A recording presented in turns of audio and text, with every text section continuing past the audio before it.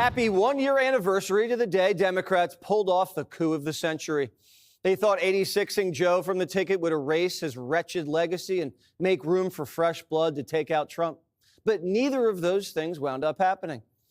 You know, in ancient Roman times, when emperors had their rivals taken out, they would make sure to have their whole families killed too, especially the sons, because the sons will make it their life's duty to avenge their father's death. The machine may have killed the big guy, but Hunter is very much alive, and he's out for blood. The first son on his revenge tour. First stop, George Clooney.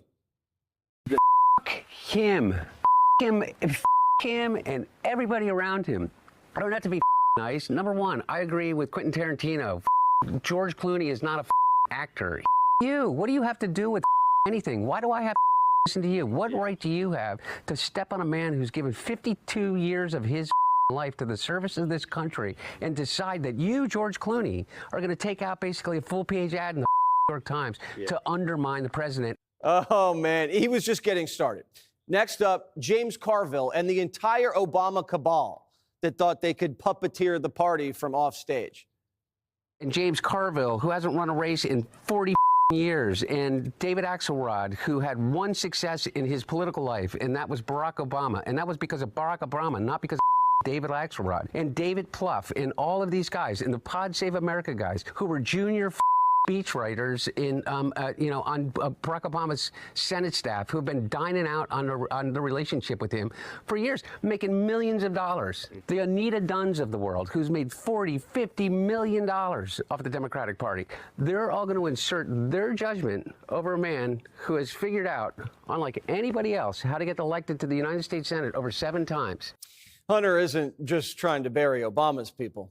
He went on another podcast and crucified the Messiah himself. We all talk about the incredible popularity of Barack Obama. Barack Obama never got more than 69 million votes. My dad got 81 million votes. What is the one thing that drives Obama more crazy about my dad than anything? It's when he sits around and he continues to talk to people in a crowd, because then he can't also leave the stage at the same time. That's exactly right. He never likes hanging around. He doesn't. He doesn't like taking. He doesn't like rope lines. He doesn't like to take the pictures.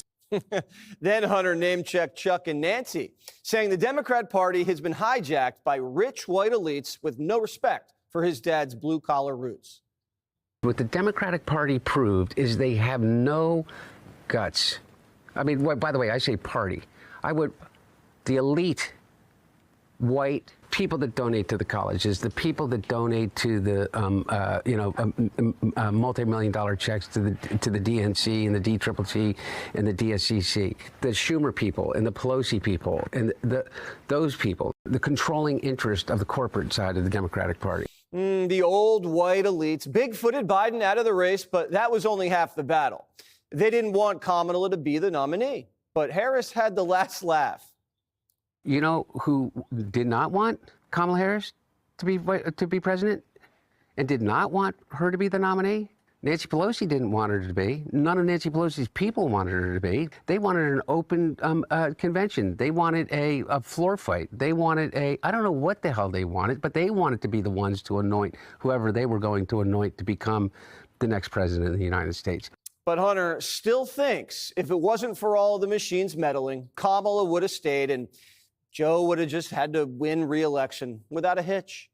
If it wasn't for Nancy Pelosi, who he called a snake, Trump wouldn't have been in the White House again.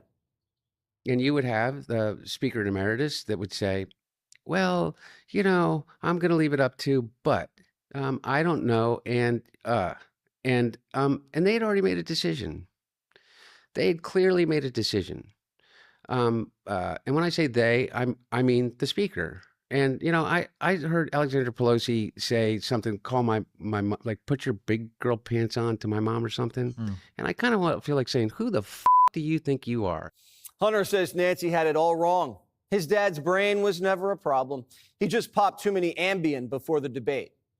I'll tell you what, I know exactly what happened in that debate. He flew around the world, basically, in the mileage that he could have flown around the world 3 times. Yeah. He's 81 years old. He's tired as You give him Ambien to be able to sleep. He gets up on the stage, and he looks like he's a deer in the headlights. And it feeds into every story that anybody wants to tell. Biden came back to the U.S. on June 14th and spent the whole week leading up to the debate napping at Camp David. I doubt the big guy was given Ambien the night before facing off with Trump, but Dr. O'Connor pled the fifth, so we'll never know what he was given. But unlike Joe, Hunter's wide awake and going after Jake Tapper for cashing in on his dad's downfall. Jake Tapper with literally how many anonymous sources? If this was a conspiracy, Andrew, you know this, somehow the entirety of a White House in which you literally living on top of each other has kept their mouth shut about, like what? And what's the conspiracy? Yeah. That Joe Biden got old? Yeah, he got old. He got old before our eyes. The people that came out against him were who? Nobody. Except Speaker Pelosi. What influence does Jake Tapper have over anything? He has the smallest audience on cable news. And beyond that, I think that the book is right now on Amazon that he put out. I mean, his ratings just went to after he put the book out. They did a 2-week infomercial for it. I mean, it was such a money grab. Tapper should have known. Only Hunter's allowed to make money off the Biden name. And make no mistake, everything that Hunter's saying here is exactly how his dad feels. The former president absolutely signed off on his son settling scores and burning down what's left of the establishment. Remember, nobody F's with a Biden, not even the DNC.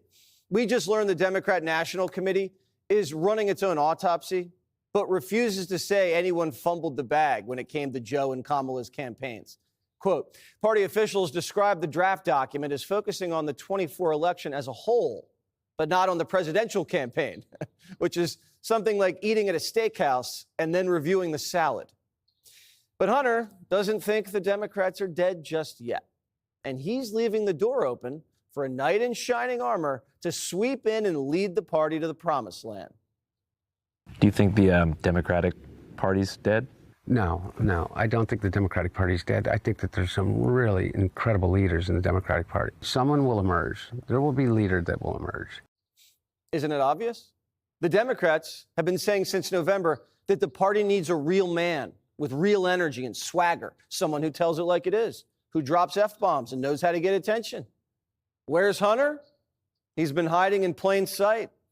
Dark Brandon Jr. is a man on a mission. What better way to avenge your father's political assassination than to win the nomination that the party stole from him and usher in another era of Bidenomics?